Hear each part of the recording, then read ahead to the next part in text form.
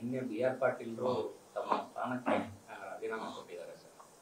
ಅವರು ಕೊಟ್ಟಿರೋದು ರಾಜೀನಾಮೆ ಪೊಲಿಟಿಕಲ್ ಅಡ್ವೈಸರ್ ಅಂತ ಏನಿದೆ ಆ ಸ್ಥಾನಕ್ಕೆ ರಾಜೀನಾಮೆ ಕೊಟ್ಟಿದ್ದಾರೆ ಅಂತ ನಾನು ಮಾಧ್ಯಮದಲ್ಲೇ ಕೇಳಿದೆ. ನಿನ್ನೆ ಅವರಿಗೆ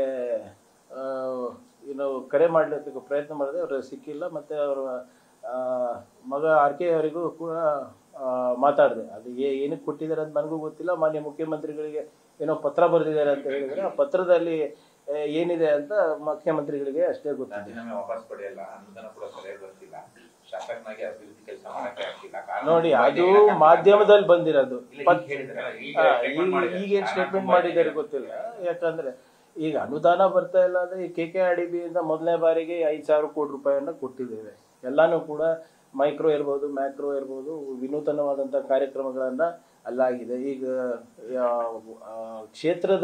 ಅವ್ರ ಕ್ಷೇತ್ರದ ಯಾವುದಾದ್ರೂ ಒಂದು ಕೆಲಸ ಏನಾದರೂ ಬೇಡಿಕೆ ಇಟ್ಟಿದ್ರೆ ಸಂಪೂರ್ಣವಾದಂಥ ಮಾಹಿತಿ ನನಗಿಲ್ಲ ಈ ಸದ್ಯಕ್ಕೆ.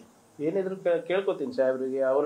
ಅವರು ಮಾನ್ಯ ಮುಖ್ಯಮಂತ್ರಿಗಳಿಗೆ ಭಾಳ ನಿಕಟದಿಂದ ನೋಡಿದಂಥವ್ರು. ಸೊ ಬಹುಶಃ ಮಾನ್ಯ ಮುಖ್ಯಮಂತ್ರಿಗಳ ಜೊತೆ ಚರ್ಚೆ ಮಾಡಿರ್ತಾರೆ ಅಂತ ನಾನು ಭಾವಿಸ್ತಾ ಇದ್ದೀನಿ.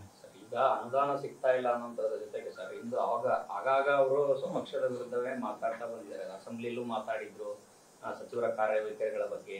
ಆಮೇಲೆ ಅನುದಾನ ಸಿಗ್ತಲ್ಲ, ಜನರಿಗೆ ನಾವು ಮುಖ ತೋರ್ಸಕ್ಕಾಗ್ತಾ ಇಲ್ಲ ಅನ್ನೋಂಥ ಬೇಸರನೂ ಹೊರಗೆ. ನೋಡಿ, ಅನುದಾನ ಅಂತೂ ಈಗಾಗಲೇ ಸಿಕ್ಕಿದೆ ಅಲ್ಲ. ಈಗ ಉದಾಹರಣೆಗೆ ನಾನು ಹೇಳ್ದಂಗೆ ಕಲ್ಯಾಣ ಕರ್ನಾಟಕ ಅಭಿವೃದ್ಧಿಗೆ 5,000 ಕೊಟ್ಟಿದ್ದೀವಿ. ಮತ್ತೆ ಕಲ್ಯಾಣ ಪಥದಲ್ಲಿ 1,000 ಕೋಟಿ ಕೊಟ್ಟಿದ್ದೀವಿ. ನಿಮ್ಮ ಪ್ರಗತಿ ಪಥ ಅಂದ್ಬಿಟ್ಟು ಇನ್ನೂ ಅಡಿಷನಲ್ 8,000 ಕೋಟಿ ರೂಪಾಯಿ ಕೊಡ್ತಾ ಇದ್ದೀವಿ. ಅರಿವು ಕೇಂದ್ರಗಳು ಹೊಸದು ಪ್ರಾರಂಭ ಮಾಡಿದ್ದೀವಿ.